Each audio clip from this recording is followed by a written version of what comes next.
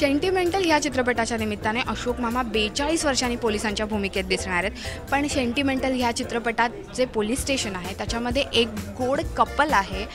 त्या कपल ज्यांनी साकारले ते दोघं आपल्यासोबत आहेत, पल्लवी आणि विकास. एक छान गाणं पाहायला मिळालं आहे, तुमचं लग्न पोलीस स्टेशनमध्ये होतं आहे. काय म्हणजे असं प्रत्येक पोलिसाचं स्वप्न होईल आता. ॲक्च्युली स्वप्न त्यांना तशीच पडत असतील, कारण त्यांचं अर्ध आयुष्य पोलीस स्टेशनमध्येच जातं. त्यामुळे समीर सरांचं हे असं होतं की आपण पोलीस स्टेशनमध्येच त्यांची पूर्ण जर्नी दाखवूयात. विकास, खूप छान रोमॅन्टिक सिक्वेन्स आहे गाण्यामध्ये. असं गाणं शूट करताना म्हणजे ही संकल्पना तुझ्या डोक्यात कधी कम्फर्टेबल झाली?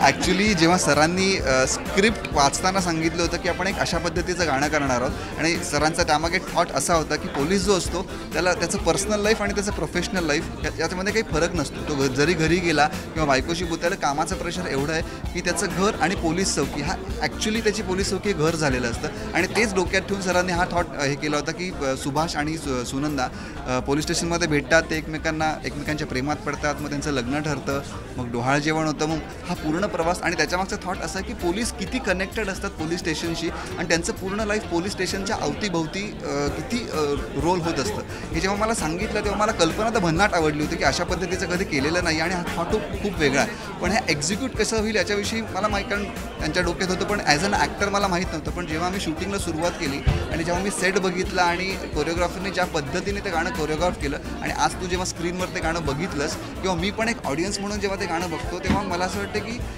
यार म्हणजे हे आपण आहोत का? किंवा एकतर अशोक मामा, उपेंद्र सर आणि इतके सगळे कास्टिंग आहे, त्यांच्यामध्ये आमच्यावर तो फोकस आहे, आमची लव्ह स्टोरी आहे, आमचं लग्न दाखवलं आहे सगळं.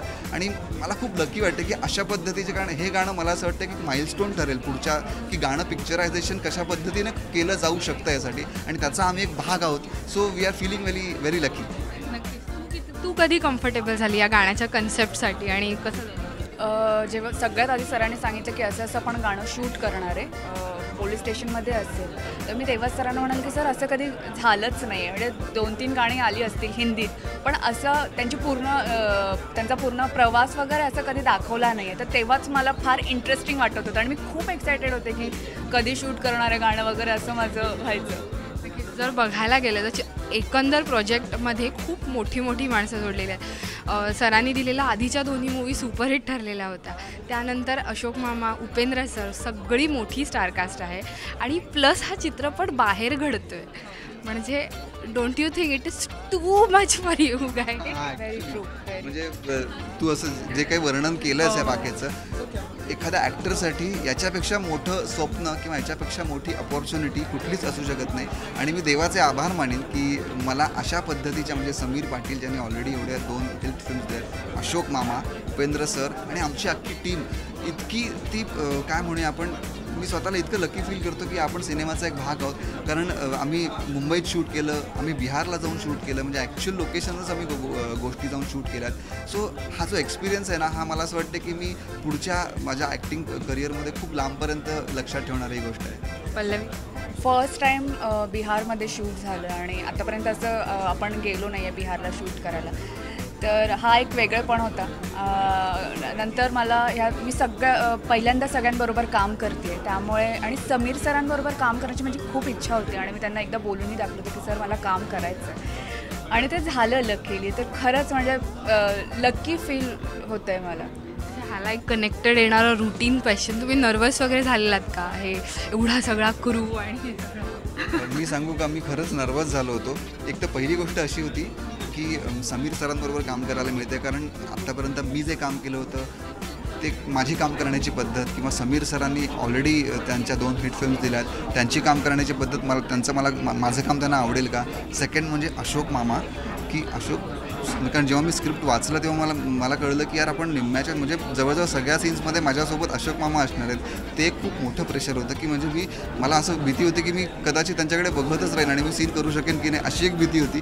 थर्ड म्हणजे पोलिसाचं कॅरेक्टर, म्हणजे आत्तापर्यंत ज्या पद्धतीचे रोल्स मी केले होते की romantic hero, boy next door, आणि सरांनी मला हे पोलिसाचं कॅरेक्टर सांगितलं की आपल्याला हे जमेल का, आपण पोलीस दिसू का, इथपासून सुरुवात होती. पण जेव्हा मी युनिफॉर्म घातला तेव्हा मला कॉन्फिडन्स आला की नाही हे करू शकू. आणि या 3 प्रेशर म्हणजे शूटिंग ज्या दिवशी सुरू झालं त्याच्या आदल्या रात्रीपर्यंत होतं, पण ज्या दिवशी शूटिंग सुरू झालं तेव्हा इतके आम्ही कम्फर्टेबल झालो. Credit goes to Sameer sir आणि सगळेच सिनियर म्हणजे अशोक मामा असू दे किंवा उपेंद्र सर, की त्यांनी कधीच आम्हाला जाणवू दिलं नाही की तुम्ही ज्युनियर आहात आणि आम्ही सिनियर आहोत. आणि त्यामुळे तो प्रवास किती पटकन संपला आणि आज तुम्ही बघताय की रिलीजला आली आहे फिल्म. खरंच असं ड्रीम कम ट्रू वाटतंय. मी खरं सांगू, मी समीर सरांनी मला सांगितलं की हे कॅरेक्टर आहे, तर मी तेव्हाच सरांना सरेंडर करून दिलं होतं की सर आप बोलो. तर मग ते लँग्वेजपासून म्हण, मग युनिफॉर्मपासून म्हण, तुझं पोश्चर म्हण, ॲटिट्यूड म्हण, मग मी असे दिग्दर्शक असतील ना तर मग की तुम्ही सांगा मी करते असं होतं. एक शेवटचा प्रश्न तुम्हा दोघांना. प्रत्येक चित्रपट करताना आपण काहीतरी शिकतो त्याच्यातनं, आणि डेफिनेटली तुम्हाला असा एक चित्रपट मिळाला ज्याच्यामुळे तुम्हाला एक वेगळ्या लोकांचं जे आपल्या आयुष्यात नेहमी असतात अशा लोकांचं आयुष्य कळलं आहे. तर काय काय सरप्रायझिंग एलिमेंट्स होते किंवा काय काय नव्याने कळलं तुम्हाला हा चित्रपट शूट करताना पोलिसांबद्दल? मी खरं सांगू का, म्हणजे ऑफकोर्स पोलिसांबद्दल रिस्पेक्ट होताच, त्यात काही वादच नाही. जेव्हा कारण पोलीस खूप महत्त्वाचा भाग प्ले करतात आपल्या सोसायटीमध्ये, पण तरी एक तक्रार असायची की यार काय पोलीस काम करत नाहीत, करप्शन करतात किंवा वेळेवर येत नाहीत, जे आपण टिपिकल हिंदी फिल्म्समध्ये बघतो की सगळं होतं आणि मग ते येतात.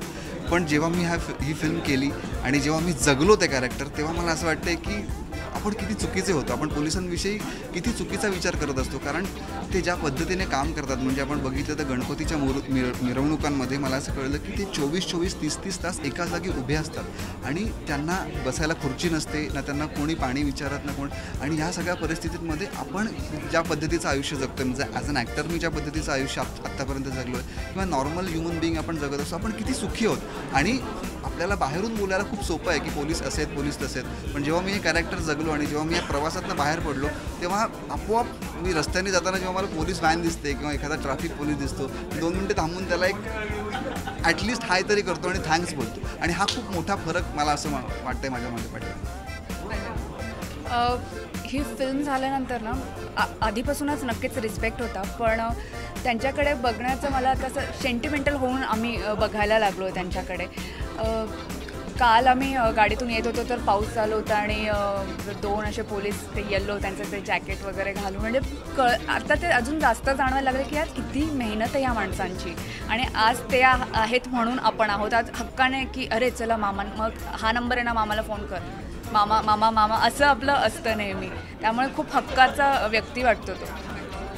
थँक्यू सो मच आणि best wishes for the. Thank you so much. Cameraman फैजानसोबत श्वेतांबरा सावंत, मराठी शोबस.